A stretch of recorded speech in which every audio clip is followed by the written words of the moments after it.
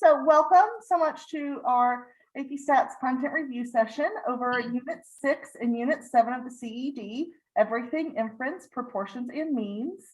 Our presenter today is Ms. Reva Slone. She is a teacher at Johnson Central High School in Paintsville, Kentucky.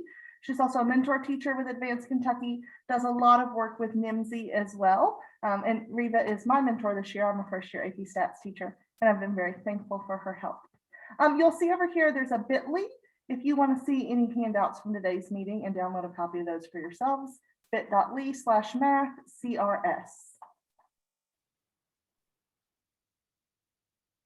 Oh, there we go. So this online review session is intended for our Kentucky audience, but we welcome students from other areas. We want to provide every student an equitable opportunity to learn. We encourage participation, but if there's anyone that was causing any sort of disruption, you will be removed. And then just also a reminder, while AP is a trademark registered by the College Board, they are not affiliated and do not necessarily endorse this product. Okay. Your host today, this is brought to you by Advanced Kentucky. You can see their Twitter and Facebook there if you want to follow them on social media. I am a stats teacher at Central Hardin High School. We are one of the high schools that's in the Advanced Kentucky program this year.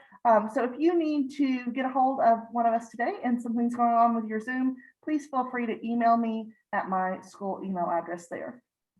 Okay, our meeting etiquette, all participants are muted right now. Ms. Slone did say that since we're a small group, she would be okay if you all wanted to unmute and ask yourselves questions. So once she gets started, I'll change that so that you are able to. Our video is going to stay off unless you're asked for some reason. And there should be a chat button at the bottom of your Zoom screen while Ms. Slone is teaching and reminding us and reviewing about Inference with us. I'll be monitoring that chat. And so feel free to, at any moment, type in a question in the chat. And then when there's a good break, I'll share those with her. And there is going to be this recording of today's session, okay? The recording links to handouts, information for future sessions. There's one more still next week, or at bit.ly/advancedkentucky. There are also recordings of some of the previous wonderful review sessions that we've had so far. So I think that is the end of my introduction. So without further ado, someone that knows much, much more about statistics than I, Ms. Reva. Thank you, April. Good morning, everyone. I'll go ahead and get my PowerPoint up.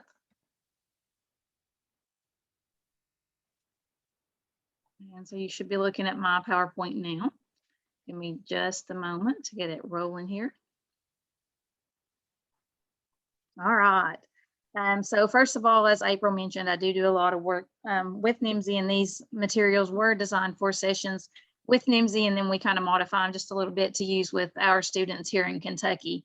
I'm also an AP reader, and so I think that is something you should know, because when we talk about the free response questions, I can give you tips about what you should do, what you shouldn't do, and what the graders are going to be looking for when they see your work. Now, don't pay too much attention here that our topic number doesn't mesh with the CED number you see. It's just how we broke down the topics for review at a national level. So our objectives today, of course, we want to be able to define and apply some key vocabulary related to inference for proportions. We also want to be able to check conditions for inference for proportions, and to calculate a confidence interval for a proportion or the difference of two proportions, to calculate a test statistic and a p-value for a hypothesis test for a proportion or the difference of two proportions. And then we want to be able to interpret the conclusions in context, always, always, always in context. We also want to be able to define and explain type 1 and type 2 errors in context and think about their consequences. And all of these things that we've bulleted are very important key ideas when you take the AP exam. What do you need today? A pencil, paper, and notebook would be helpful. A calculator, if you have one nearby, that would be awesome. Also, a printed version of the participant guide is recommended, but not necessarily required. So we're going to get started with a little hook this morning. And if you could, I'd just like you to go ahead and to respond here. In a random survey of 226 college students, 20 reported being only children, that is children with no siblings. And we want to estimate the proportion of students nationwide who are only children with a 95% confidence interval by completing the questions below. So take just a minute, think about what should go in the blanks here. And if anybody wants to drop your answers in the chat, you could just do that separated by a comma. That would be awesome. We'll get you participating a little bit this morning. April, I don't know if you could run polls a little bit later when we do the multiple choice. That would be awesome. Can do. If you can't, that's okay. So drop those answers in the chat, please.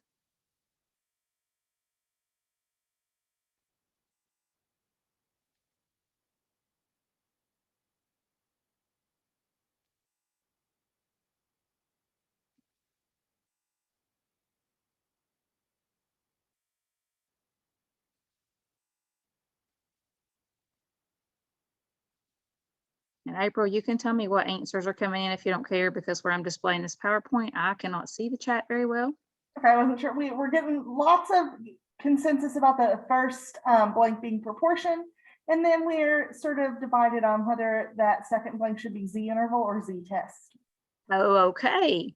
Well, it says we want to construct a 95% confidence interval. So we want to estimate the true proportion of students nationwide that are only children with 95% confidence. And so if we want to do that, we should use a one sample Z interval. So we're not going to use that word Z test unless we're actually doing a test. Now, if you would just think about how we would pair up a check of conditions, and this is just a quick way to review what the conditions are. There are three main conditions that you should think about for almost every hypothesis test, and they vary just a little bit in what we actually check and how we verify that from sample to sample or from test to test. But they are random, 10%, and large counts. So if you thought about drawing connectors on the screen, hopefully you would connect that random condition to the data is taken from a random sample of college students. And I just want to point out, you want to be really careful about use of the word random sample, or whether there's a simple random sample and we took a sample, or whether there was a random allocation of treatments. So was there a random sample or was there random assignment? And they will look for that, especially on your free response section as they score that. For the 10% condition, there's more than 2,260 college students nationwide. You notice, or you can see hopefully in your handout today, that that sample size was 226. So we would just multiply that by 10. And then for large counts, since we're dealing with proportions, we are going to check NP and NQ, or N times 1 minus P, are both greater than or equal to 10. Sample sizes or expected counts at least 10. You may know that as the success-fail condition.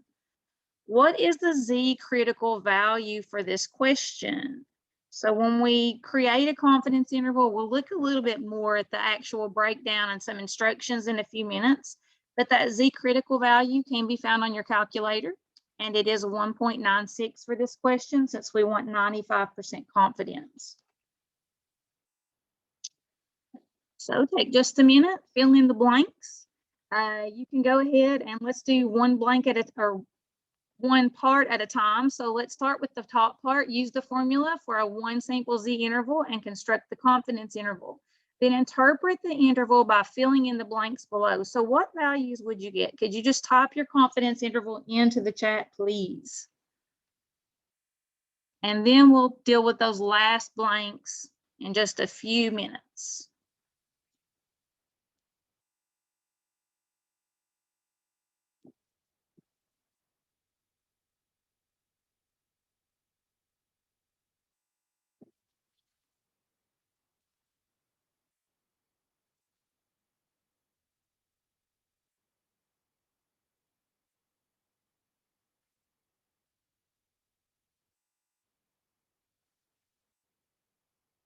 April, I'll just wait for you to reveal some information before I move on. You can help with pacing just a little bit.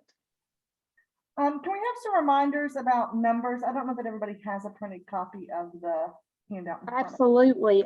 So we had a random sample. There were 226 people in our sample. We are conducting a 95% confidence interval. And we were told that there were 20 in the sample that were only children.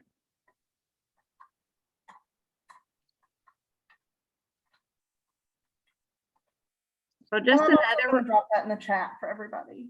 okay, thank you. Just a reminder, if you have your TI 84s nearby, you would just want to go to stat and to test, and you can do this test there. I'm sorry, interval. We're doing an interval. We want to go to stat and over to test, and we're creating an interval.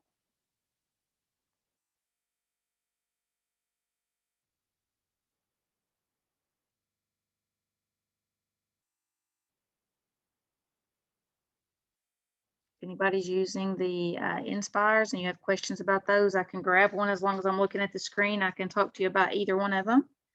I think most of us still use 84s, so.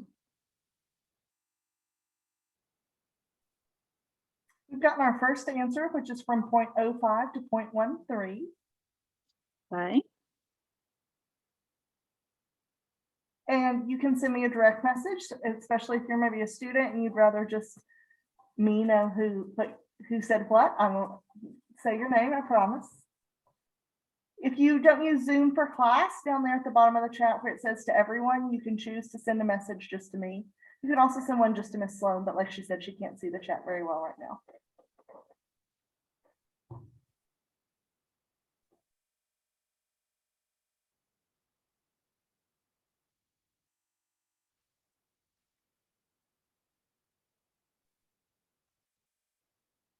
We're not really getting any other answers right now, so maybe we're waking up and warming up. So if you have your calculators handy and you wanted to just go to stat and then over to tests, and you can go down to the 1 proportion Z interval, and you would enter, of course, 20 for X because there were 20 people in our sample that met the criteria, 226 for N, put in your confidence level of 0.95 and calculate. Now my calculator returns the interval 0.05147 to 0.12552. You'll notice that the way this is written, the blanks say percentages, and they're not going to be really picky on the AP exam about whether you use the decimals for the proportions or the percentages, but be very careful. If you convert to a percentage, make sure that you put percent symbols. If you don't convert to percentages, then don't use the percent symbol. So that's really important. Notice the decimal is moved here to 5.1% and 12.6%. And so that's why we would have the percent symbol showing. So how do we use this interval to make a decision about the next question? An article from the Washington Post suggests that 22% of women have only one child during the childbearing years. Does the sample in this problem provide evidence that the true proportion of children who are only children is different from 22%?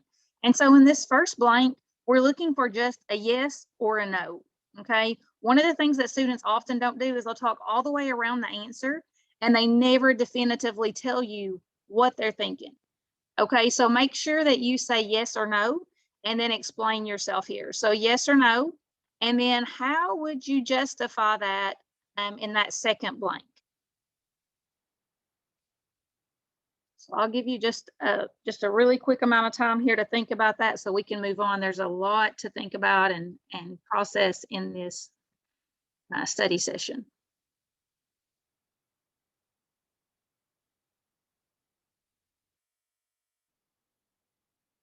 So does anybody want to unmute yourself and tell me what we should be thinking about in order to answer?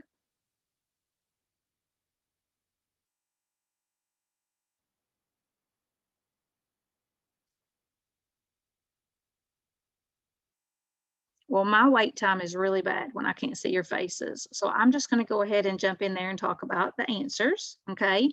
And so what we hope you would say is yes. Okay. We're asked, does the sample in this problem provide evidence the true proportion is different than 22%? So if we wanted to look at this interval, we believe that the true proportion nationwide of people who are only children or women who have only one child would be contained in the interval 5.1 to 12.6. So anything between those two values, anything inside the interval, we believe is plausible. However, here, 22% is outside. And so it does seem like that would be different, okay? That would seem like evidence that the true proportion of children who are only children is different than 22%. We believe it's 5.1 to 12.6, not 22. We think that's way too high, okay? And that's because 22% is not within the confidence interval. Is there a question or something, April? Oh no, somebody else in the waiting room. Okay. So we will keep moving, and we're going to work through some of the information contained in the mini lessons, but I'm going to go through it kind of fast so I can get you to some more multiple choice questions. So the first mini lesson is about a confidence interval for proportion. And remember that a confidence interval uses sample data to create an interval estimate of a population parameter. So when we talk about conclusions, we want to make sure that our conclusions are written about the population parameter. And it also provides an indication of how confident we are that that result is correct. You can see the formula here. There's a really general form on your formula sheet, point estimate plus or minus the margin of error. You can see a more specific example here at the bottom of your screen. So we would have p hat plus or minus z star times the square root of p hat times 1 minus p hat over n. That's how we would actually do that calculation. And of course, keep in mind that what follows that plus or minus, that's known as your margin of error. So z star times the square root of p hat times 1 minus p hat over n. That is your margin of error, and you need to be familiar with this. You need to be able to break this formula apart, because lots of times we're asked just about our point estimate, p hat, that's our sample proportion, or we're asked questions about the margin of error. The z-star critical value is used in the calculation of the confidence level, and we can find it using a z-table or a calculator. It is a multiplier that influences the width of the interval. You should know that the margin of error will decrease if the confidence level decreases, or also as the sample size increases. And the confidence level gives us the overall success rate for the method of creating the confidence interval that captures the true population parameter. Some important interpretations that you should know, and you don't have to try to write these down, they're in your handouts, but just be familiar with them. Sentence frames can often be very useful in helping you earn full credit on the AP exam for your free response. So to interpret a confidence interval, 95%, for example, we'd say we are 95% confident the interval blank to blank captures the true parameter in context, okay? What is that true parameter in context, and what does this mean? Well, we're obviously going to insert the numbers. In that last example, we were talking about the true proportion of students nationwide who are only children. And so that's what we mean by insert that true parameter in context here. To interpret a confidence level, that's a little different. What do we mean by that 95% level of confidence? So if we're asked to interpret the level, we want to say something like, if we take many, many samples of the sample size from this population, about blank percent, in our case, 95% of them, would result in an interval that captures the true population parameter value. And keep in mind here that true population parameter value would be the true population proportion of only children, okay, or of people nationwide who could be considered only children. Make sure you build in that context and don't make it generic. In order to conduct a confidence interval, or a test for one proportion, certain conditions must be met. Randomization, the data could come from a well-designed random sample or a randomized experiment. That 10% condition, again, we talked about when we sample without replacement. We want to make sure the sample size is less than 10% of the population size. You can also check that capital N, the size of the population, is greater than 10 times the size of little n, the sample size. For large counts, notice here we're checking that n times p hat is greater than or equal to 10, and n times 1 minus p hat is greater than or equal to 10. So we have at least 10 successes and 10 failures. Hypothesis tests allow us to test a claim about a population proportion, which is also known as our null hypothesis. That claim is our null hypothesis. And we write that H sub 0 with the colon, and then we write P equals P sub 0, but that's where we're going to substitute that number, and we'll look at some examples as we progress this morning. In a hypothesis test, we're looking for evidence of an alternative hypothesis so that we can reject or fail to reject the neutral or null hypothesis. Keep in mind that we never accept the null hypothesis. And not only do we need to be really careful about saying accept the null, but we need to be careful about implying acceptance of the null in our language. And the alternative would be written H sub A with the colon, and then P is less than P sub 0, or we might say greater than P sub 0, or we might say not equal to P sub 0. So keep in mind that the null is always a statement that includes equality. And the alternative hypothesis is always a statement that's going to include an inequality. Calculating a test statistic will allow us to find a p-value, which is the value that we use to make our decision about the null hypothesis. And that p-value is a conditional probability of getting a sample statistic at least as extreme as the one we found if the null hypothesis is true. And we're often asked to interpret that p-value in context, and we'll look at that a little later. So this test statistic is found by inserting the point estimate minus some claimed value over the standard deviation of the test statistic. Now, this is the real generalized form of the formula that you'll find on your AP Statistics formula sheet for the exam. If we are doing a one proportion z-test, then we would use z as our test statistic, and our point estimate is p hat, our sample proportion. Notice that here we have P sub 0. What is P sub 0? Remember, in our null hypothesis, we referred to that value we use, our null value, as P sub 0. And so that's the value you should be using here everywhere that you see P sub 0 to calculate your test statistic. P-values that are lower than our chosen significance level, also known as our alpha level, indicate that there's evidence in favor of the alternative hypothesis, and we could reject the null.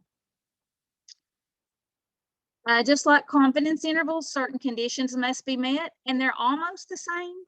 Randomization, 10%.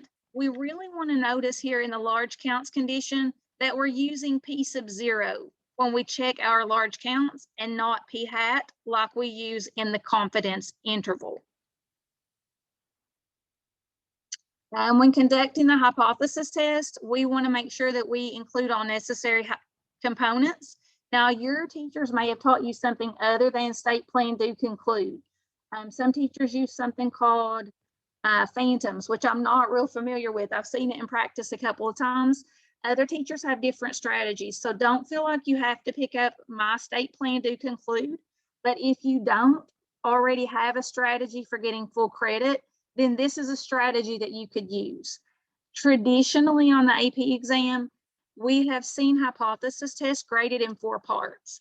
And so when we think about stating, we want to state the hypothesis that we wish to test and the significance level and define any parameters. And we'll look at an example in a minute. We want to plan by stating which inference procedure we're going to perform and checking the appropriate conditions. Do the calculations to complete the test statistic. That should say complete the test statistic and the p-value. And then we conclude by making a decision about our hypothesis in context. Now, I would strongly recommend that when you do the calculations, you rely on your calculator. You're not going to lose points if you just write down the value of the test statistic and the p-value from your calculator without showing the formula. And your teachers may have encouraged you to include the formula all throughout the year as you did these tests, and that's a good plan. But when we get to the AP exam, you can lose points if you give the correct test statistic from your calculator, but then you miswrite something in your formula. So for that reason, I'm a very big proponent of just writing down the test statistic. You don't have to show all the calculation here. And that's totally different than what I would say on a probability problem. So don't transfer what I'm saying. Just write down the answer from the calculator to anything other than hypothesis tests and confidence intervals. But I want you to rely on your calculator for those calculations. We could also, go ahead, I'm sorry. Oh, and it's a question for me and a question one of my students asked the other day. Do they have to write down the name of the test that they're doing for full credit on the AP exam? So that's kind of a two-edged sword, and there's multi ways that they can get credit for that. Yes, they have to name the test. I encourage my students to actually write down the name of the test instead of writing the formula. Now, if students show the correct formula and they show that they're writing the correct test statistic and they plug everything in correctly, they could either use the general formula without numbers plugged in, or they could show a correct formula with numbers substituted, correct numbers in all the correct places, and get credit that way. So either write the name, show the general formula, or show the formula with the correct numbers plugged in. And so what we often run into in grading is that students will try to write down the formula, but maybe they'll put P or P hat where they should have P0. And so that creates a lot of problems in grading. Or sometimes students will use the wrong value for S or sigma or something like that. There's so many little nuances that I encourage my students just to write the name. But yes, in some way they have to name it. Okay, so let's talk about comparing two proportions. In addition to creating an interval to estimate a single population proportion or testing a claim about one population proportion, we can also compare proportions from two separate populations using a confidence interval or a hypothesis test. A confidence interval for the two difference in two proportions.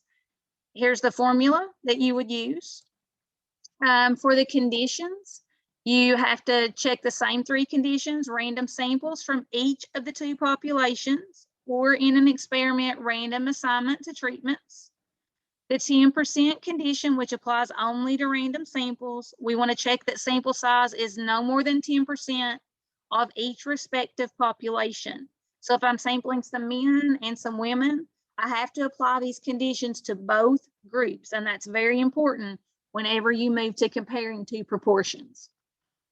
Large counts, you can see here that we're checking for the first group and for the second group. And I don't see anything that spells out in here.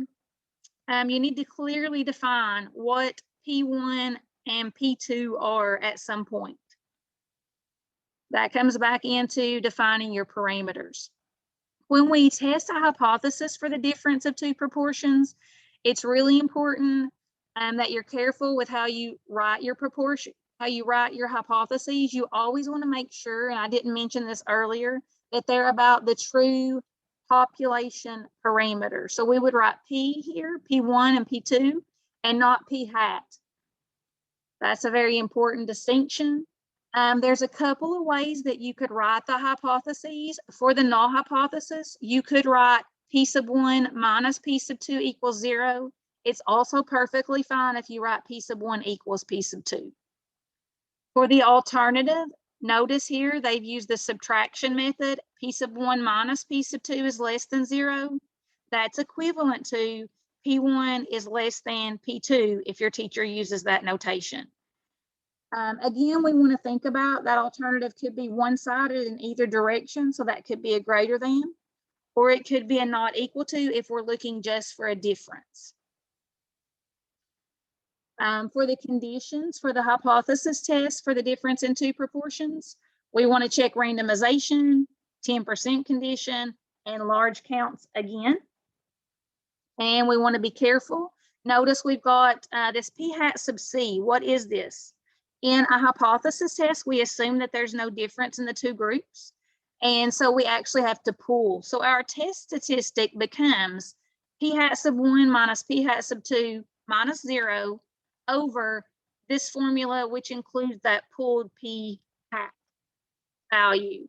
Notice that comes from adding the successes in each group, or the number that meet our criteria in each group, and dividing that by the sum of the sample sizes. And this is called a pooled estimate of the combined proportion. Why do we use it? We use it in hypothesis testing for proportions, or for a difference in proportions, because we're assuming that the null hypothesis is true. There's no difference between those population parameters. We don't pool for confidence intervals because then we're assuming there is a difference and we're trying to estimate how large it is. So we pool for the hypothesis test, but not for the confidence interval.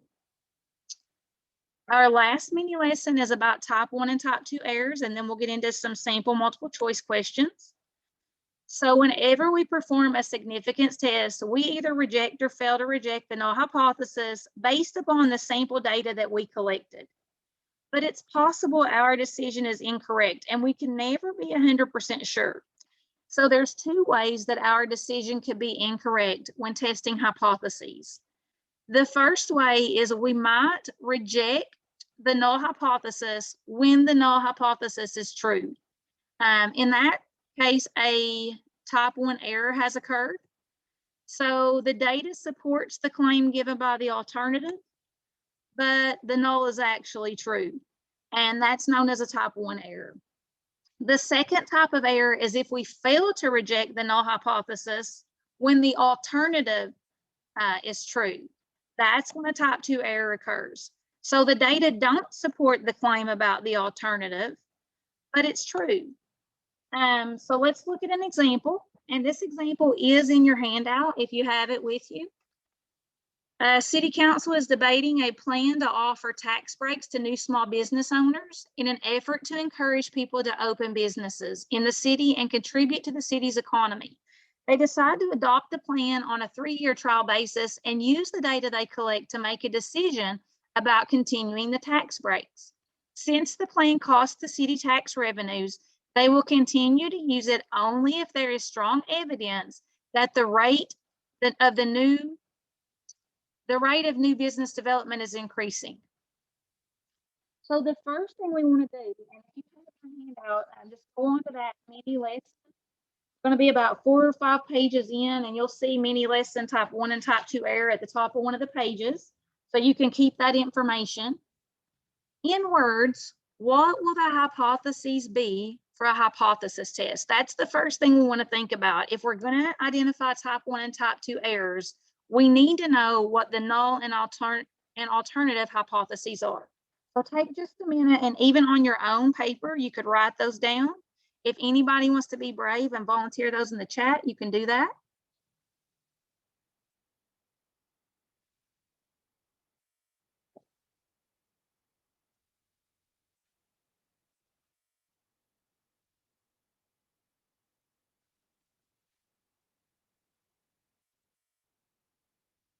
We're going to wait about 1 minute.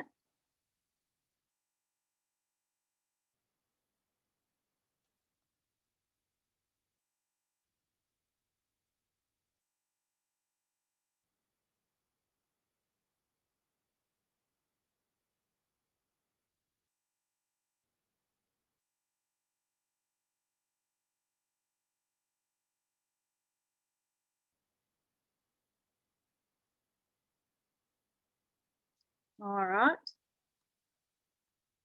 So the null hypothesis would be that the rate of new business development in the city remains the same. Nothing interesting is going on. Things are how they've always been. Nothing's changed.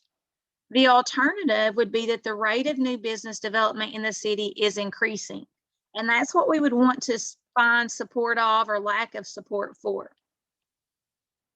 So what would a type 1 error be? And describe a consequence of this error.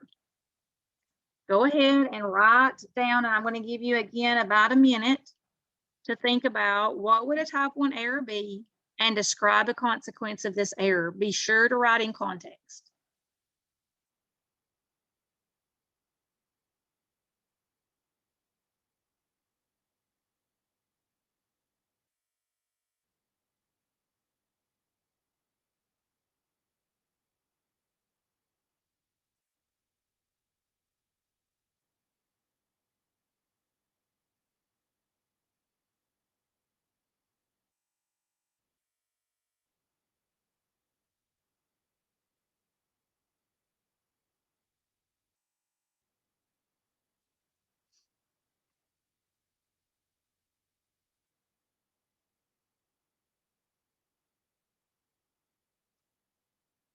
So a type 1 error would occur if the rate of new business development in the city is remaining the same, but the council concludes that it's actually increasing.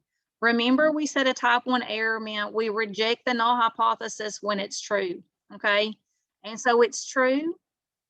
The rate of new business development in the city is remaining the same, but the council concludes that it's actually increasing. So they decide it's false, and they don't accept, but they decide there's support for the alternative. In this instance, the city would continue to lose money on an ineffective program because they'd continue tax breaks that are ineffective. So that's the consequence. Again, the data support the claim made by the alternative when in fact the null is true. What would be a type 2 error? And describe a consequence of this error in context. Go ahead and take about 1 minute.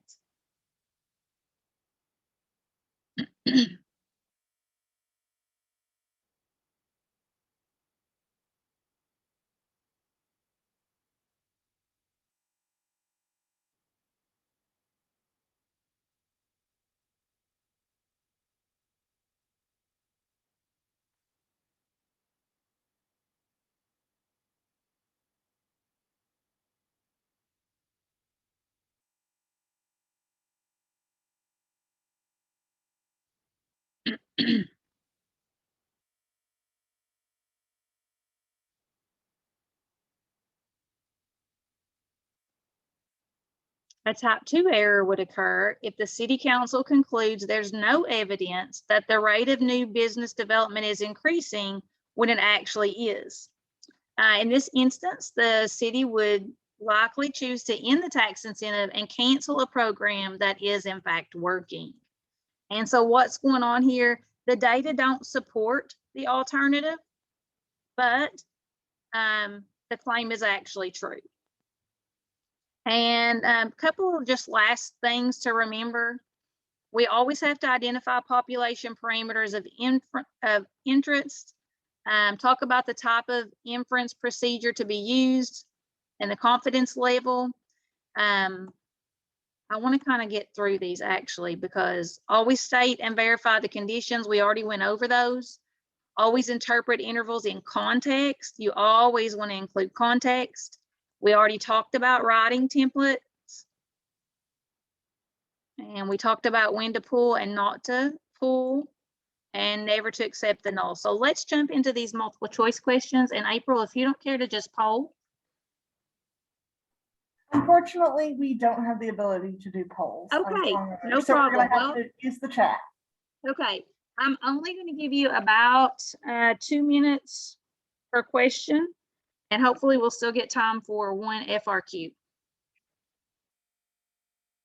So I'm going to set a 2-minute timer, and in 2 minutes, I'm going to talk to you.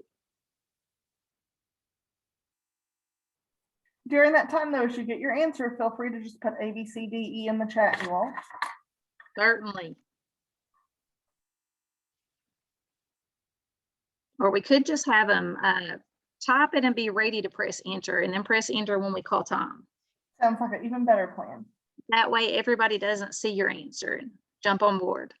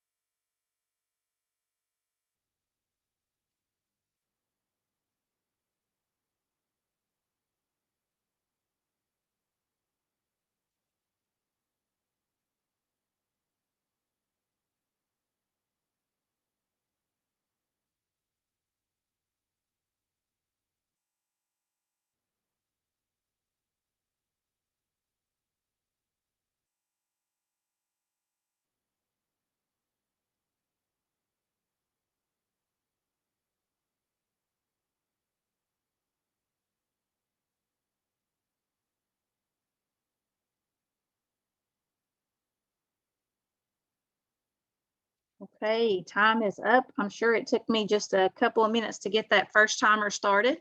So if you could go ahead and press enter on those answers, and April, you tell me what you see popping up.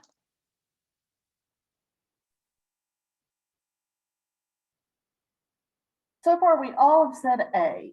About 4 Okay. people. Okay, well, let's take a look. We want to keep in mind that that margin of error determines the width of our confidence interval, but we added and subtracted the margin of error to our point estimate, our sample proportion in this case, okay?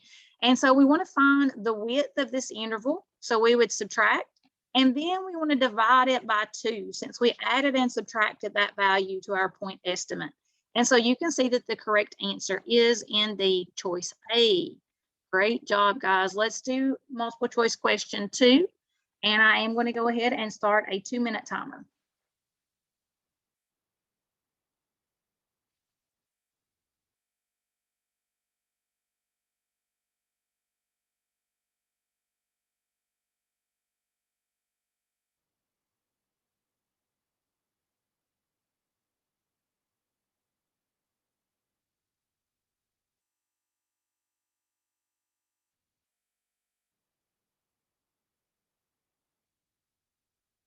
We may not even need 2 full minutes here.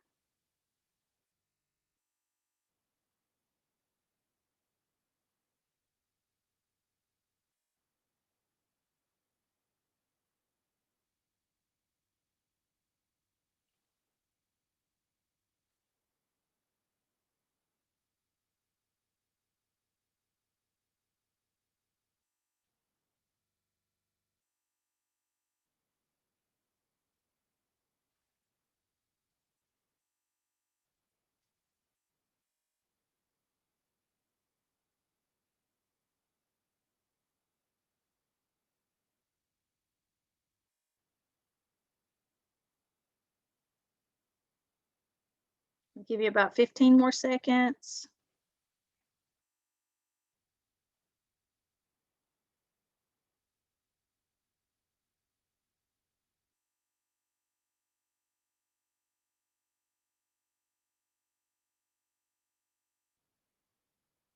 All right, so we're talking about the margin of error here. Resulted in a margin of error of 5%. Which of the following best describes the margin of error? And so hopefully some of you have pressed enter by now, and you know that the correct answer is choice C. So that margin of error tells us the difference between the sample percentage and the population percentage is likely to be less than 5%. Remember that confidence interval that we create is about the population percentage. And we build that confidence interval by starting with our sample percentage and adding or subtracting that margin of error. So this is a contextual interpretation of that margin of error.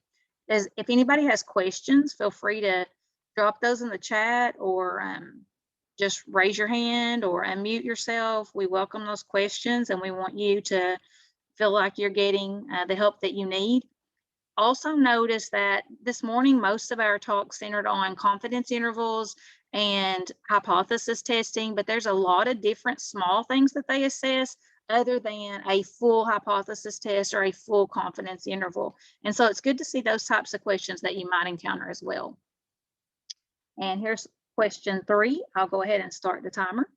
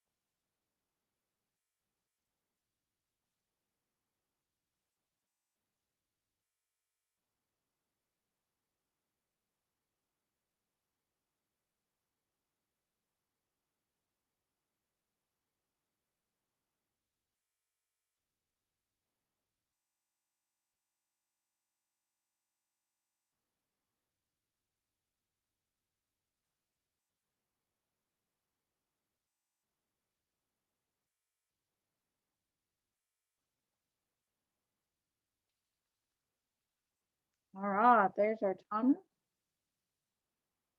And so the correct answer, we want to think Lots of about, Bs. I'm sorry. I was just saying we're getting lots of Bs. I was going to tell you what we were getting. Okay, getting lots of Bs, great. The null hypothesis would be that P is equal to 0.10. The alternative would be that P is not equal to 0.10, where P is the true proportion of the population who are left-handed. And so you could use your calculators. You want to go to a one prop z-test and choose not equal to. And then here's what your screen would look like. And so the p-value, notice we've got p and p hat, but be careful you choose that p-value of 0.059. And we will see that in the choices, we have 0.06. Great job, guys, if we're getting a lot of Bs. Multiple choice 4. Oops, do you guys have this printed out? Let me see if I can go back. Okay. So the U.S. Department of Labor and Statistics wanted to compare the results of an unemployment program for the past 2 months in a certain state. Suppose the proportion of the unemployed in this state 2 months ago is P2, and the proportion of unemployed in this state 1 month ago is P1. A study found a 99% confidence interval for P2 minus P1 is, you can see the interval. And now we're going to try to choose the correct interpretation of that confidence interval.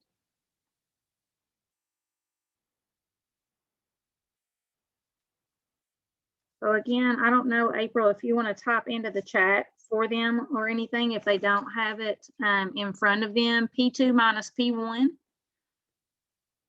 was the setup, and the interval was negative 0.0012 to 0.003. And P2 was, does the order matter? Which one was? P2 minus P1, yeah, it matters a little bit. But what would which one was defined which way? That's what I didn't get in the chat. P2 minus P1. Was P2 the employed 2 months ago? Oh, yeah. In this case, that would be considered standard subscripts. The subscript 2 would go with 2 months, and the subscript 1 would go with 1 month.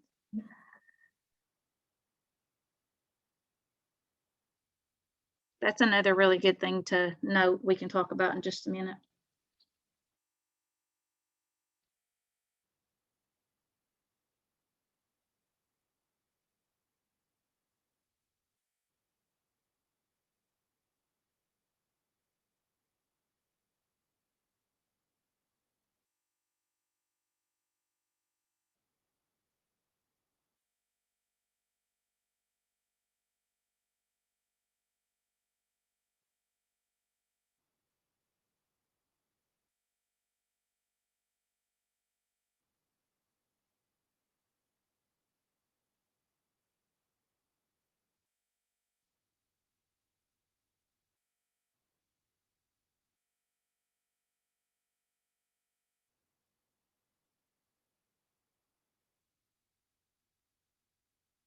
Got about 30 more seconds.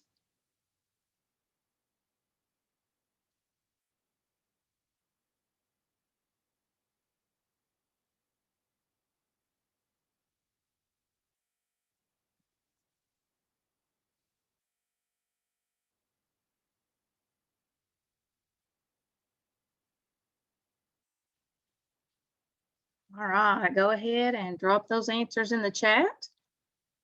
I'm going to start talking through the solution. April, if you want to tell me what we've got in a minute, that'll be great. So far, we've gotten 1A. Okay, just 1A, and that's all. So this is now we got a B. Oh, now we got a B. Okay. Okay, well, at least we have a little participation going on there. We'd like to have about at least a dozen answers or more, since I know there's at least that many of you here. But we're asked to interpret a confidence interval. So as you start to notice these answers, we're 99% confident. We're 99% confident. We know that 99% of unemployed. We know 99% of all random samples. We know 99%. How do we interpret a confidence interval? Well, it should definitely start with things other than what the last 3 start with, okay? It should start with, we are 99% confident, or I'm 99% confident. Of what? Well, let's take a look. The study found a 99% confidence interval for P2 minus P1, as shown here, negative 0.0012 to 0.003. With a 99% confidence interval, that means that difference, P2 minus P1, is between those two values. And you can see here we converted to percentages and put those percent signs on. With a 99% confidence, then, if we thought about adding P1 to both sides, P1 minus 12% or 0.12% is less than P2, and P2 is less than P1 plus 0.3%. So that leads to the interpretation for B. We're 99% confident that the proportion of unemployed 2 months ago is between 12% less than P1 and 3% more than P1. So if you think about this setup that's shown here, this can be kind of hard to interpret in the correct direction. If you picked A, then you knew the right kind of interpretation to give for a confidence interval, and that's good, but you got a little confused because of these signs. Also, the order these are defined in is going to matter. If P1 was first, it would change our interpretation just a little bit, okay? It would change that wording just slightly.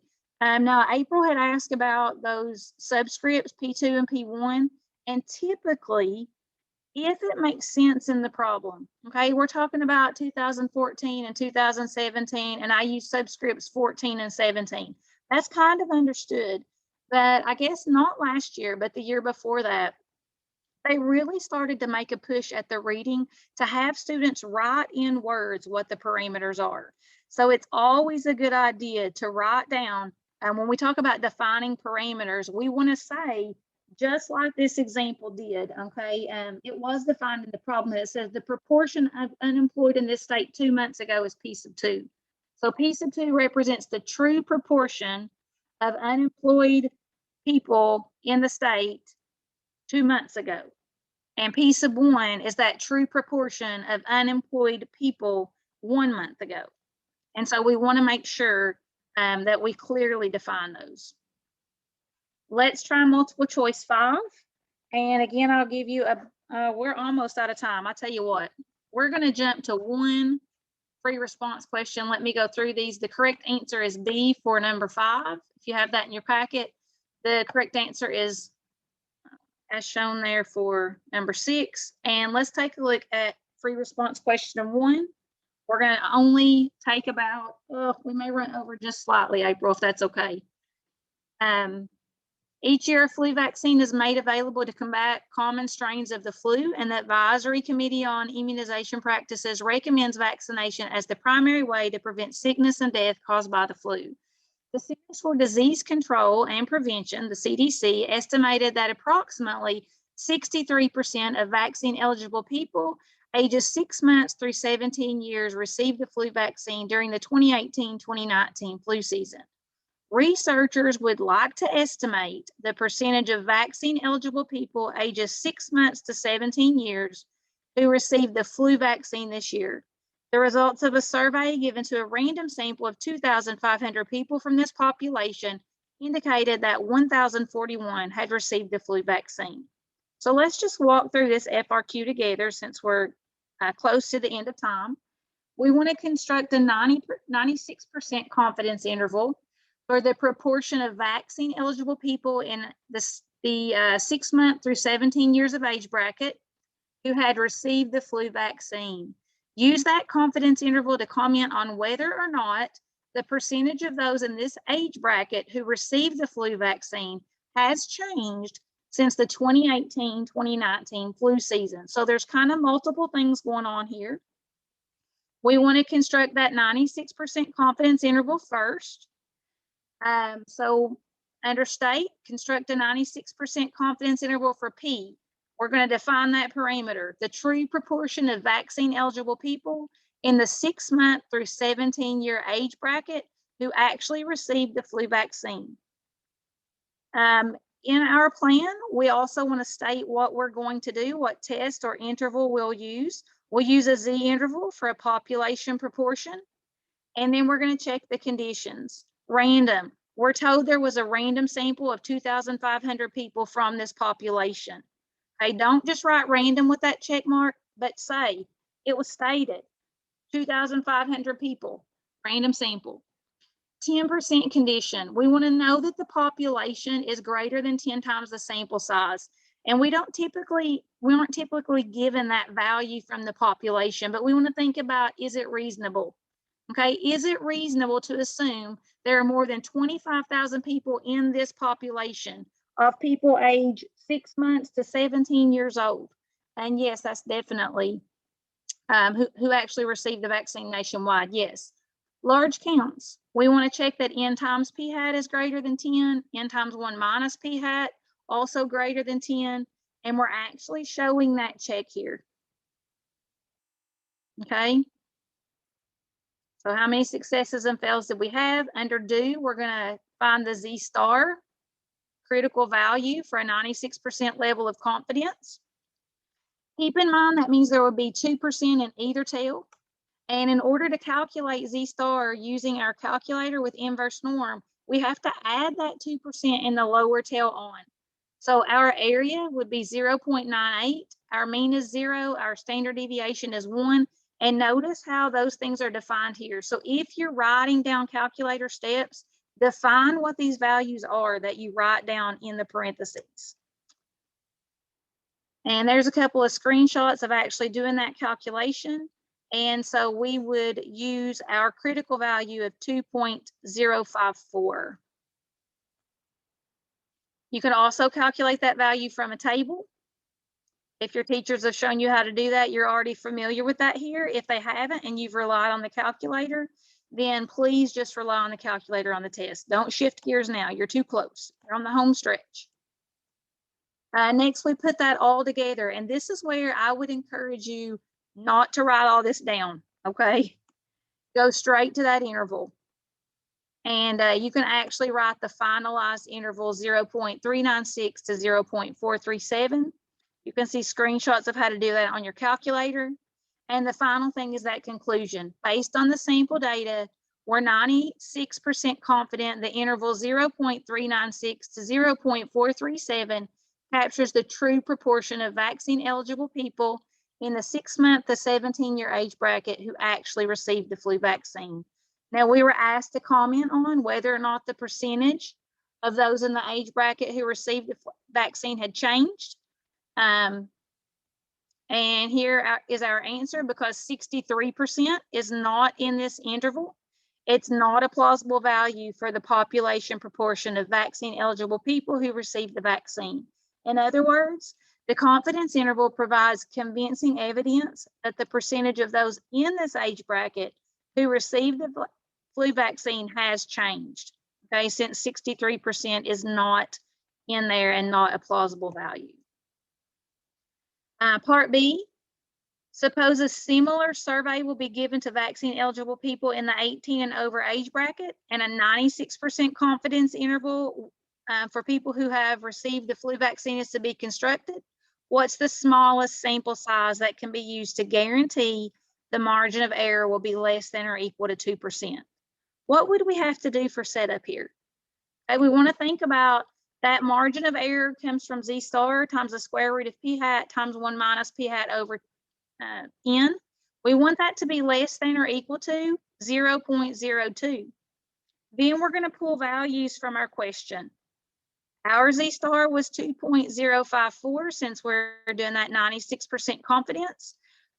We don't know the values of p hat here. We're trying to estimate, so we can't pull values from part A. And a lot of students make a mistake there. If we don't know, it's unknown, then we're going to use 0.5 for p hat. From there, we're just going to show the algebra of that setup, divide both sides by 2.054. The person who created this PowerPoint for this session went ahead and took the square root of the numerator and denominator on the left. It would also be fine if you just went ahead and squared both sides. And then we're going to go ahead and simplify.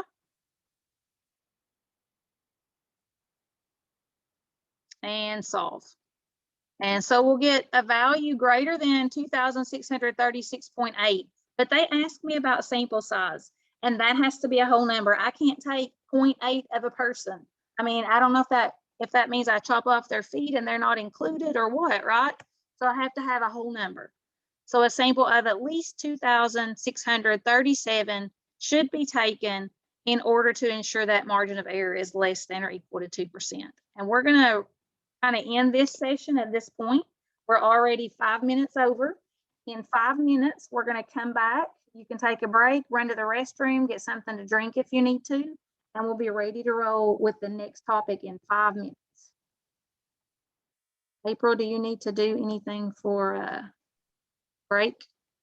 No, I don't think so. So we'll just see you all at 11:10 to start going over inference for means. Right.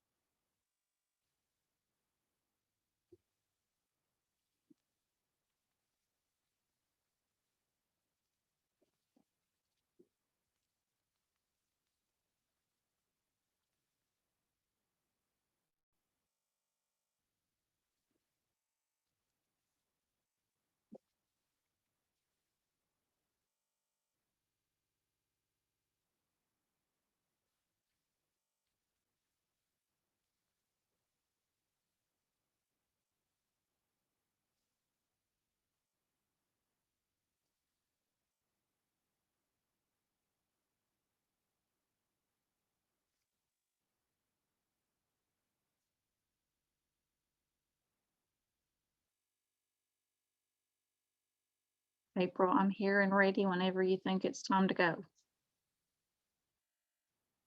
It's 11:10, so I feel like let's get started. All right, me too.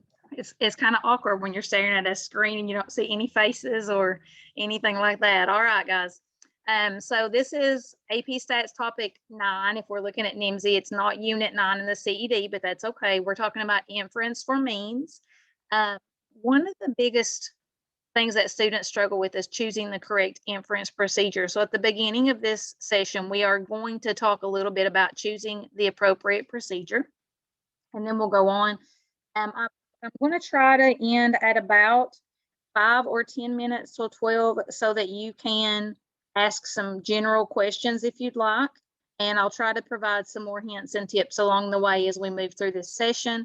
But I want to give you some question time. So there may be some slides that I kind of skip through, but that'll be okay. All right, so first of all, our objectives are to be able to conduct t-tests, to construct t-intervals, and to identify the relationships between sample size, width of the confidence interval, confidence level, and margin of error, and also to justify a claim based on a confidence interval or a hypothesis test. Keep in mind that once you understand the logic behind confidence intervals and hypothesis tests, that logic stays with you throughout the test. The mechanics change a little bit. What we write, how we communicate changes a little bit.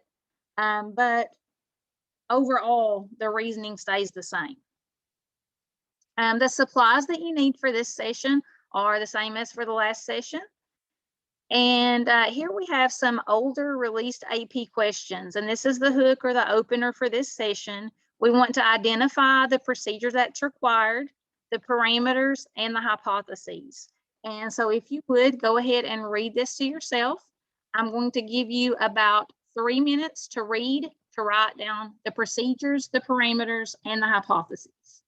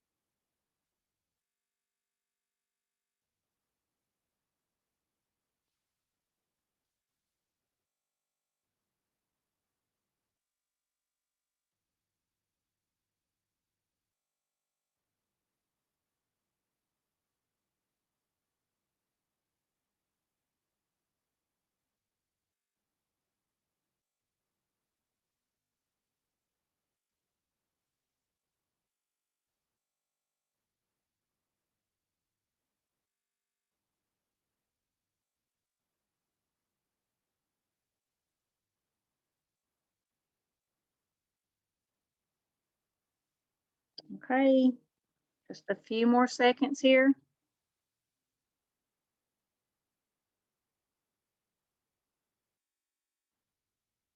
All right, let's go ahead and talk about this example. What is the appropriate procedure?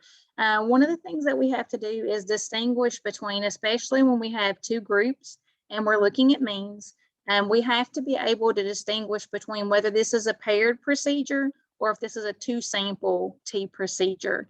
And so we want to consider whether these two groups would be related or paired for some reason or whether they're independent. And in fact, in this case, slide is not advancing. There we go. It's a two sample t-test. And what would be the parameters? Well, we would define mu sub 1 to be the mean mental skill score of babies who use walkers, and mu sub 2 to be the mean mental skill score of babies who do not use walkers. And of course, it's fine if you define those opposite from me, as long as you clearly communicate with whoever is grading your response how you have defined those parameters. And then we want to look at the hypotheses. We want to think carefully about whether this is a one-sided test or a two-sided test, and if it's one-sided, what direction. So they said, is there evidence that the mean mental skill score of babies who use walkers is different?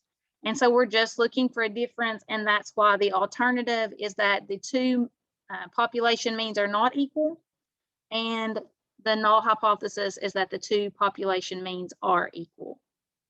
Again, notice we're using mu for our hypotheses and never X bar. So here's the second example, and there's just 3 of these. I'm going to give you a little less time. Let's go with 2 minutes, and let's start.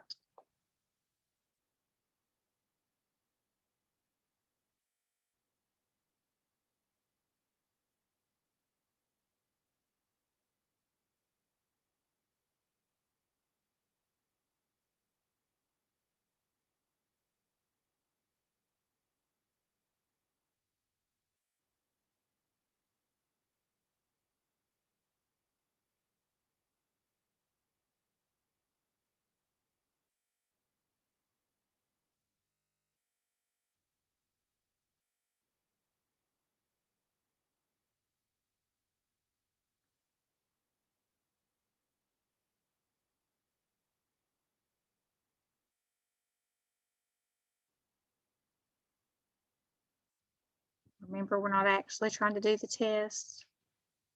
Just identify the appropriate procedure. That's the first part of the struggle. Parameters, hypotheses. 1 more minute.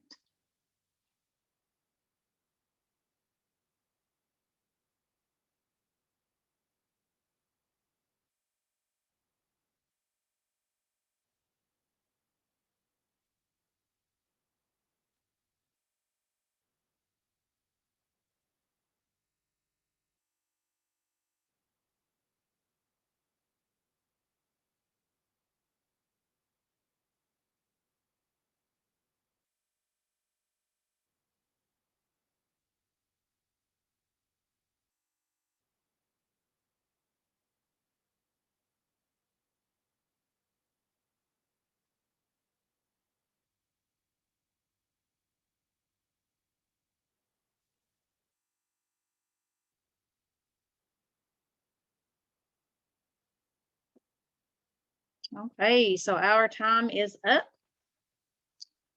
This time we have a different type of procedure going on. And again, these are released AP problems. And so the correct procedure this time is a paired t-test. Why? Why are the data related? Notice that it says 2 different methods, A and B, of determining the level of contamination were used on each of 10 randomly selected specimens. So method 1 was used on specimen, or I'm sorry, method A and B were used on specimen 1. Method A and B were used on specimen 2. Method A and B were used on method 3. And so if a specimen is contaminated, then we would hope that both of these methods would detect the contamination. How contaminated is it? Are there different levels? Okay, well, we want to understand that for each specimen, those levels of contamination that are found could vary. And so because of that, those methods A and B should be related since they're each used on the same specimen. And hopefully that kind of clarifies for you why these are paired. but this is a paired T procedure. So a paired t-test would be appropriate. The parameter would be mu sub d, the mean difference in the amount of E. coli bacteria detected by the two methods. And I said A minus B, method A minus method B. Then what are the hypotheses? Again, we want to look at what they asked. Is there a significant difference? They didn't ask us if one method was better than the other or detected higher levels or anything like that. And so we would be looking for that difference to be equal to 0 in the null, and in the alternative hypothesis, we should see no difference. And so not equal to, this is a two-sided test.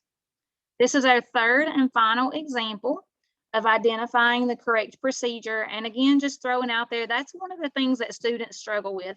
So the first thing you need to decide when you come upon a problem that requires you to use a hypothesis test or create a confidence interval is, what type of procedure should I be using? 2 minutes. Go ahead, guys.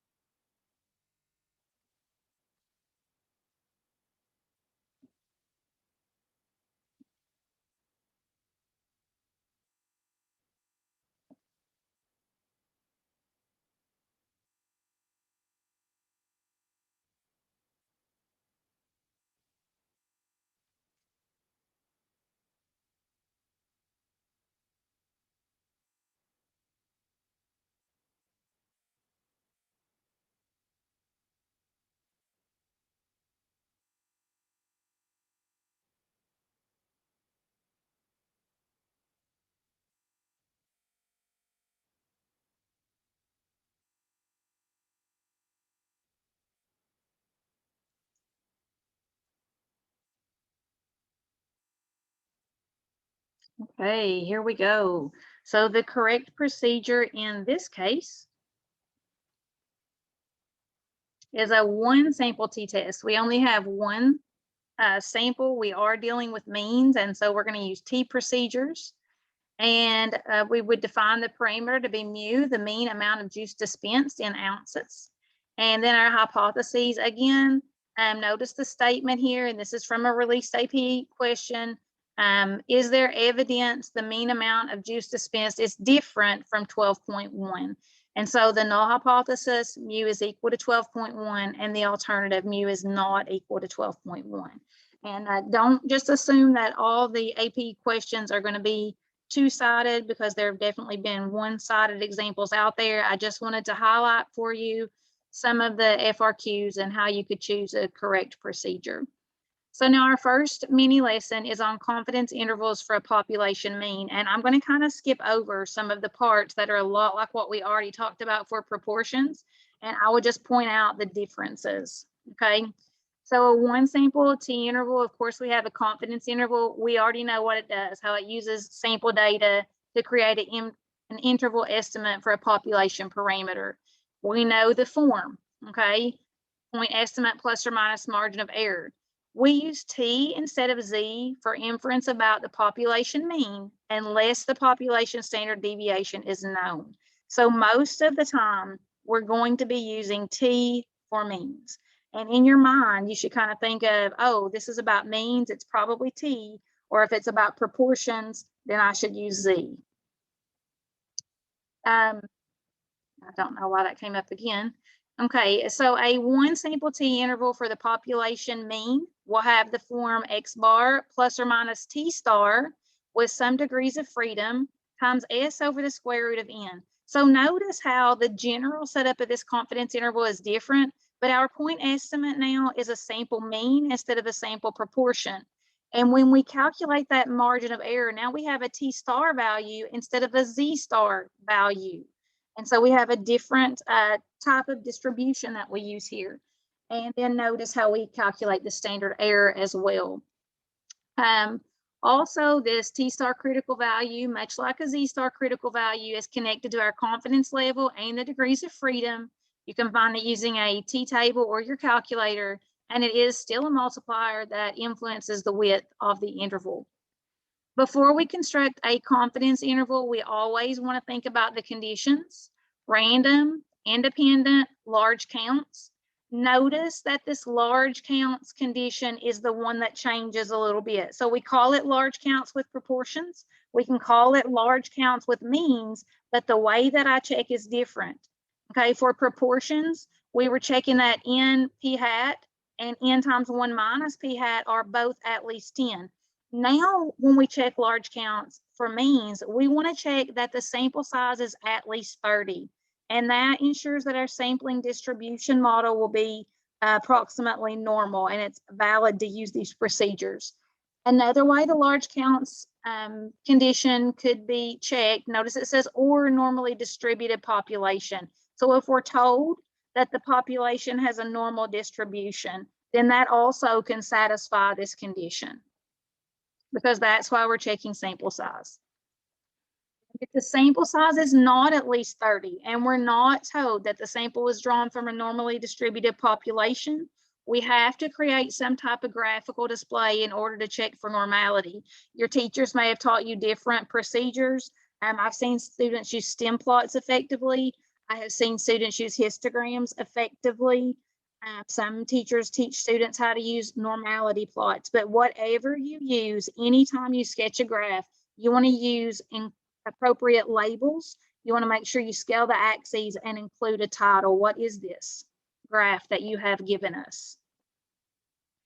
When you create the interval, you should use the following procedure. Be sure to include all the necessary components. I like to use state plan do conclude again. So when I use state plan do conclude for an interval, under state, you want to state the parameter you want to estimate and what level of confidence you'll use. You want to check the conditions and name that procedure. Do the calculations, and again, I encourage you to use the calculator for the calculations, and then conclude by interpreting that interval in context. We already talked about sentence frames. Interpreting the confidence interval doesn't change. We want to be careful with wording. The value of the parameter doesn't vary, so there's no chance associated with that value. Okay, it's not going to move around. It's the sample that varies, and we want to be careful. Just learn a good sentence template and use it, please. To interpret the confidence level, we already talked about that in the last video, so in the last session, so I'm going to skip through that. And let's talk about hypothesis tests for a population mean. Again, the hypothesis test allows us to test a claim about a population parameter. And we're going to review how to conduct a one sample t-test for the population mean. We still use the state plan do conclude procedure, which we talked about earlier. Kind of spelled out here a little bit more about what we're going to check. Do compute the test statistic. The test statistic for this test is T. And we would calculate that by subtracting the actual mean from the sample mean and dividing by S over the square root of N. This is again a place where you can lose points if you're not using the correct values. And so that's where we want to rely on the calculator to compute that value. Calculate the p-value, and we already talked about what it measures. And then conclude. In your conclusion for a hypothesis test, you always want to link that p-value to an alpha level when you make the decision whether to reject or fail to reject the null hypothesis. When you are stating what that means, you want to follow up with a statement about what you believe about the alternative. Based on your decision about the null hypothesis, what do you believe about the alternative? Is there support or is there not support?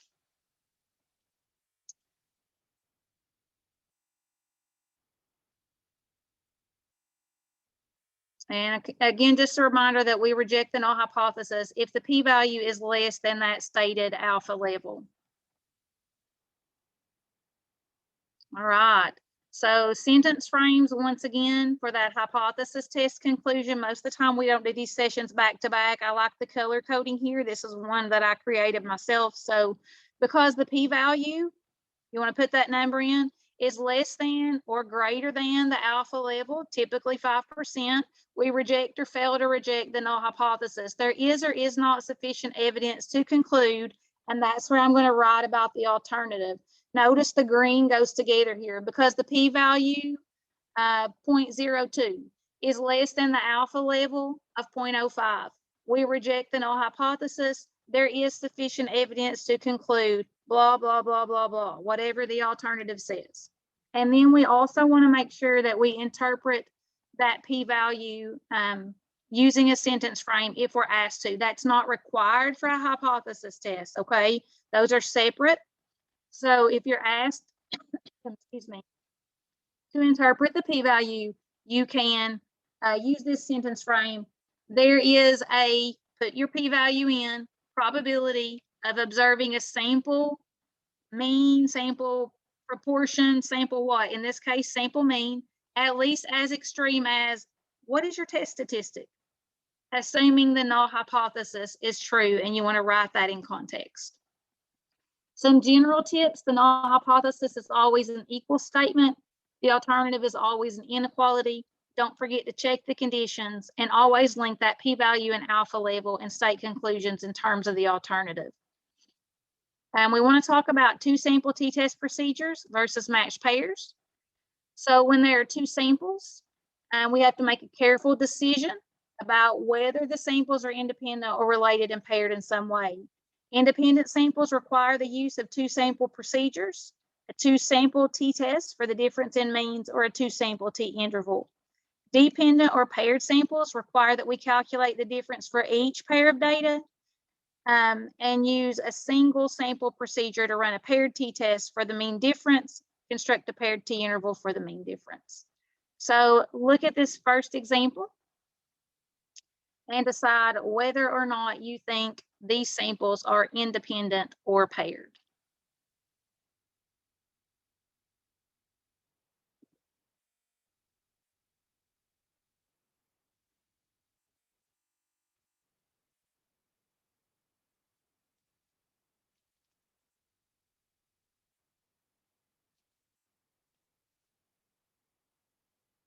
Anybody want to drop in the chat what you think, independent or paired?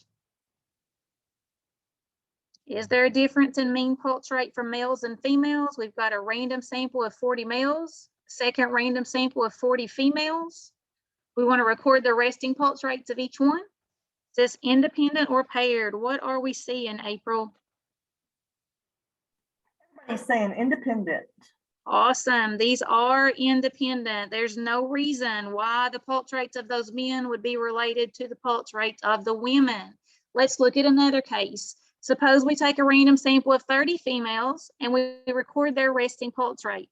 Then we have them do jumping jacks for 1 minute and again record their pulse rates for all 30 females. Are the pulse rates of sample 1 and sample 2 independent or paired?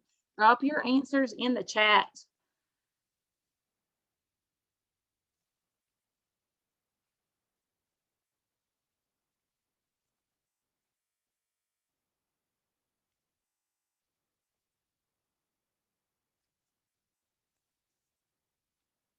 So what are we getting? I've gotten one paired, I say paired, so that's two people saying paired. Okay.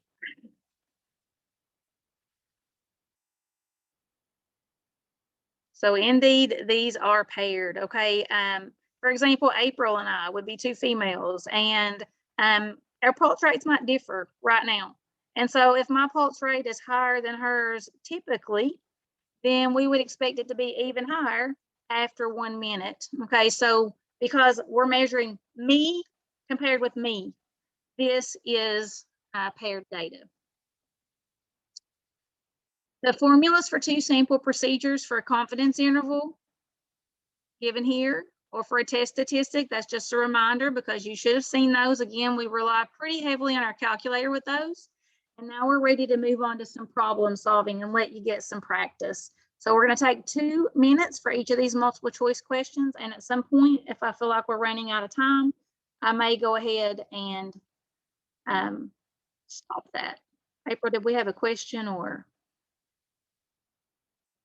No, I'm actually not sure what that was whatsoever. Okay. I thought maybe it was the chat. I saw a little flash of orange. All right, guys, 2 minutes for question 1.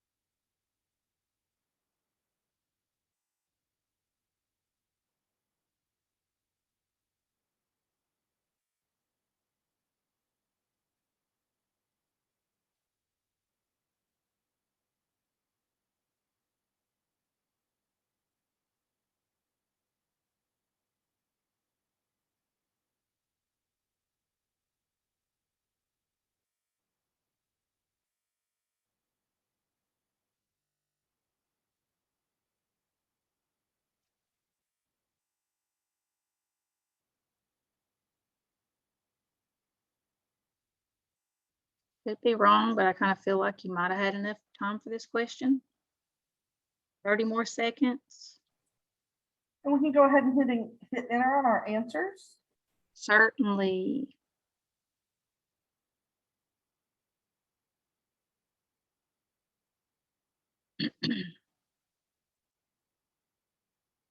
I've gotten 2 answers of C. We have 2 people who are participating today. And we're excited. Hopefully the rest of you are following along and maybe just don't want to throw those answers in the chat, and that's okay. So again, notice that they're talking to us here about margin of error. When I read that first answer, the economist can be 95% confident the true mean computing time spent by full-time workers is within 1.7 minutes of 26 minutes. They are kind of talking to me there about margin of error. And so that is the correct choice. We would again find the difference in the endpoints of that interval by subtracting and then divide by 2. Any questions about any of the other distractors or anything like that? Since all of our answers except for one now, somebody did say A in the chat. Could you maybe explain why C is not right, Ms. Slone? Okay, so C says the economist can predict with 95% confidence that a randomly selected full-time worker spends between 24.3 and 27.7 minutes to commute to work. Notice it says a randomly selected full-time worker. That's not what this confidence interval is about, okay? We're talking about the mean of a group. So we're talking about the mean time of these 40 workers, not the individual workers. And that's why C is not correct. Any other questions about any of the other distractors? Okay, let's take a look at question 2. I'll go ahead and start a quick 2-minute timer.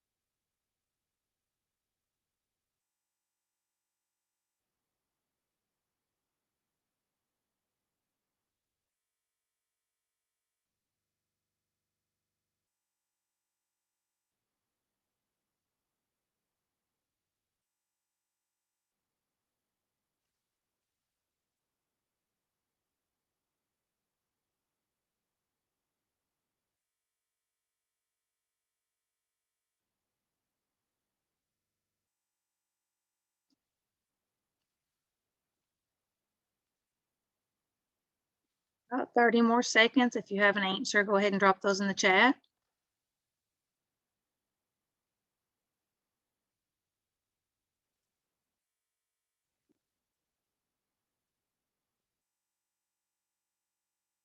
So before I reveal the right answer, notice that all of these kind of have the correct format of the setup, and they all start with the mean of 918.7, that sample mean. And so that sample mean is not going to help us.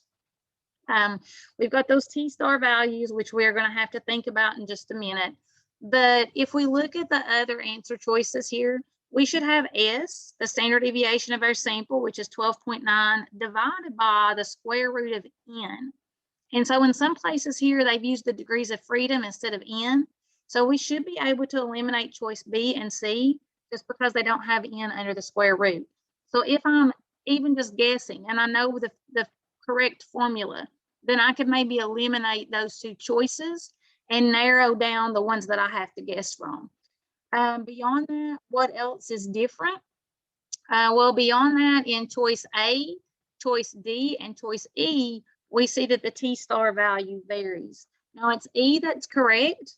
And in order to determine that, you could do inverse T of your calculator. Since we wanted a 98% confidence interval, we're going to use 0.99 as our area, remembering to add on that lower tail. And then we would use 13 degrees of freedom. And it's going to return that value of 2.650 for our critical value. Go ahead and take a look at question 3. 2 minutes. Water reading on this one.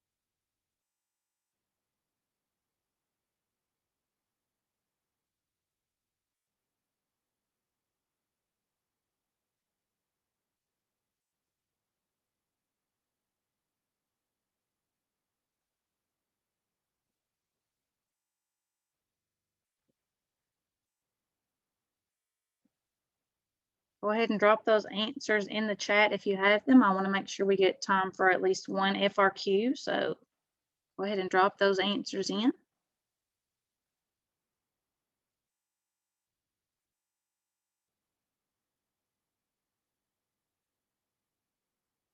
Do we have some answers in there, April? No answers yet. Okay. Well, I'm going to go ahead and divulge the correct answer, which is D, because the p-value is less than alpha equals 0.05. The mean heights after 24 months for the two types of trees are significantly different. This is another one of those cases, if we're asked to make an appropriate conclusion and we know that there's a hypothesis test going on here, it's important to notice that A, B, and C don't even start talking in the right terms. Okay, D and E are the only real considerations that we need to give. Now, that t-value is negative 3.89. And so that should be kind of an indication for me that possibly D is correct. But if you feel more comfortable, you can certainly go ahead and do that 2-sample t-test on your calculator, choosing not equal to for the alternative hypothesis. And when you do that, here are the results, and you can see that p-value says 4.878, but you've got that e to the -4, which means move that decimal 4 spaces to the left. Make sure you don't report that p-value like that. And so the correct choice would have been D, because the p-value ends up being less than 0.05. the mean heights after 24 months for the two types of trees are significantly different. So here we're asking this question. In number 4, which of the following is an appropriate method to construct a 95% confidence interval for the difference in mean weights of these two varieties of sea turtles? And you can see that B does not have the correct format because there's not a square root. We have to go to the variances. So we're going to have to add the variances and take the square root. And so B and D should be thrown out. If we look at choices A, C, and E, notice that in E, there's a subtract sign and we don't subtract those variances, we add those variances. So I've now thrown out E. I'm trying to choose between A and D. The only real way to do this mathematically and to get the correct degrees of freedom, you would want to put all of this information into a 2-sample t-test, and you can get your value for degrees of freedom, and then you can go back and do your inverse t based upon that 95% confidence interval. If you do that, you're going to get 25.16. The other thing you can think about is we're choosing between a critical value of 1.96 or 2.059. And that 1.96 is typically associated with Z for 95% confidence, not with T. So a lot of students will go ahead and just choose C because they know that's the critical value for Z. Do be careful as the degrees of freedom increase, that TSAR critical value is going to get closer to the same as for Z. So C is correct. On number 5, this one is an interpretation of the p-value. I am, just in the interest of time, going to skip this one and let you know that the correct answer is C. So go back and read that on your own time. And let's take a quick look at question number 1. I'm going to ask you to take about 3 to 5 minutes, and then I'm going to talk quickly about the answers and give you time for questions. So at least see if you can get that to construct the confidence interval and then interpret the 95% confidence level.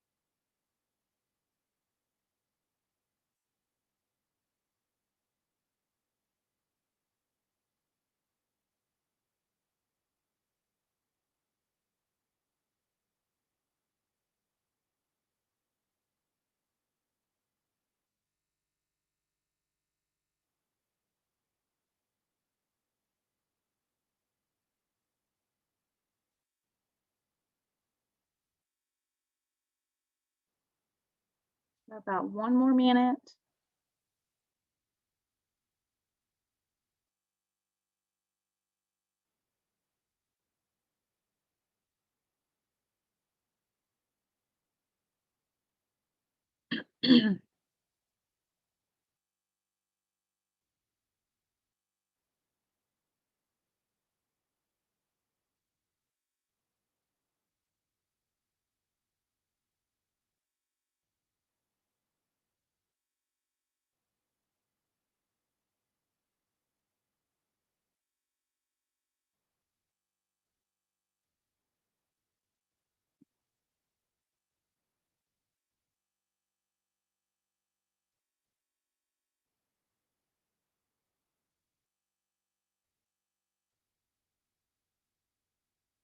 Okay, so that's going to wrap up our time. Now, keep in mind for part A, when we're asked to construct that 95% confidence interval, there's 4 parts that we need to do. So you should be using that state, plan, do, conclude procedure.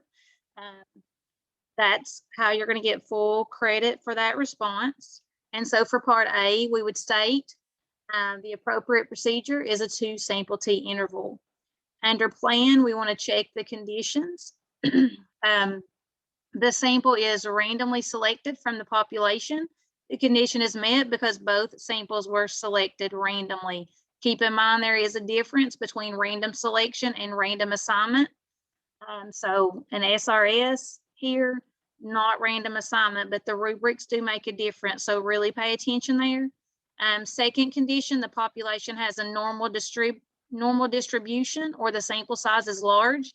And here both samples are at least 30. The sample of women is 30 and the sample of men is 40. Independent samples, the condition is met since the number of points scored in the women's basketball games is reasonably independent of the number of points scored in men's basketball games. I would add that somewhere here, either in the state or the plan, we should be defining what N sub W and N sub M mean. So when I'm looking at that appropriate procedure and stating it's a 2 sample T interval, I also want to state those parameters. So mu sub W and mu sub M, and define those as the true mean number of points scored in men's games and women's games as applicable. Also, independent samples, this condition is met because the number of points scored in women's basketball games is reasonably independent of the number of points scored in men's basketball games. So because there's 2 groups, we want to check that our 2 samples are independent of each other. So not necessarily independence in how large was our sample, but independence between those 2 groups. Using technology, we can compute the interval as 27.8737 to 32.8063.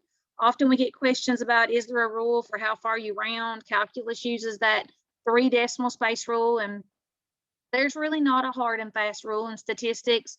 I would encourage you very, very strongly, don't round off to a whole number unless you're computing something like sample size. But here, show at least 2 to 3 spaces after the decimal.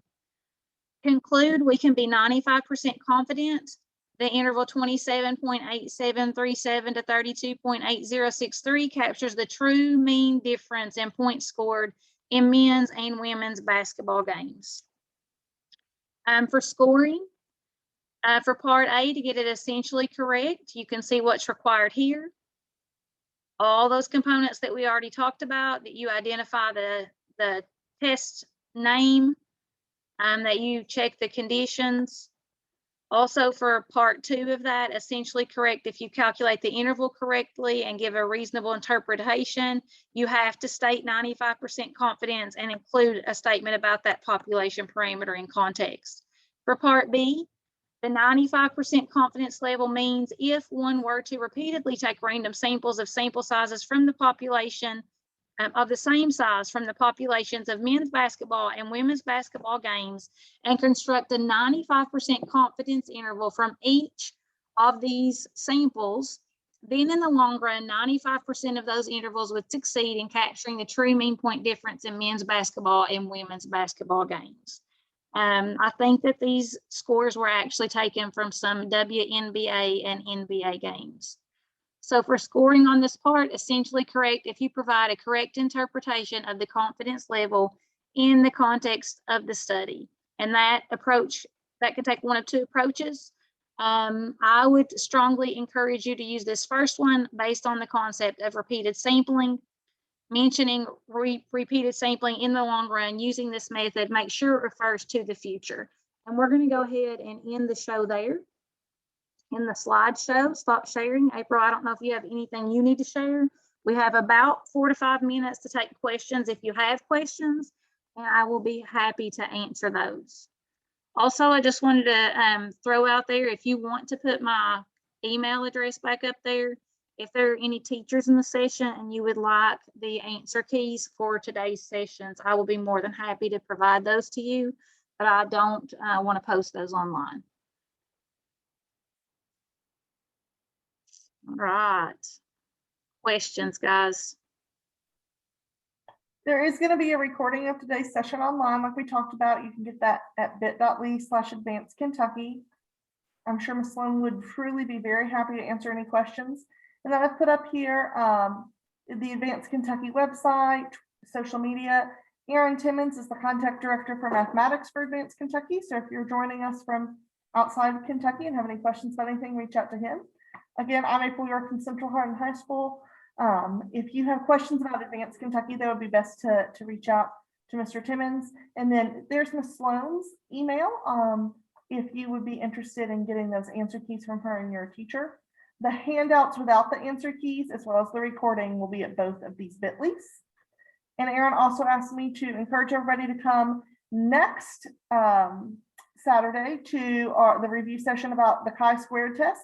And then about step 6, the investigative task with Adam Schrager. He has done a lot. He presented at Fall Forum this year, helped with the mock exam reading, is a very experienced AP reader. It's a lot of fun too. You'll enjoy Adam. Yes, I'm really sad that I'm not going to be able to be there because I have a school thing, but I look forward to watching the recording. Does anybody have any questions before we go?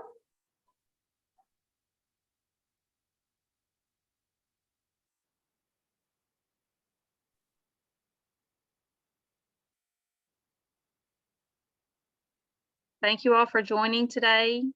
Hope that you found it helpful, and I wish all of you the best on your AP exams. Yes, I hope everybody has a great evening or afternoon. See, it's that year. We're all tired.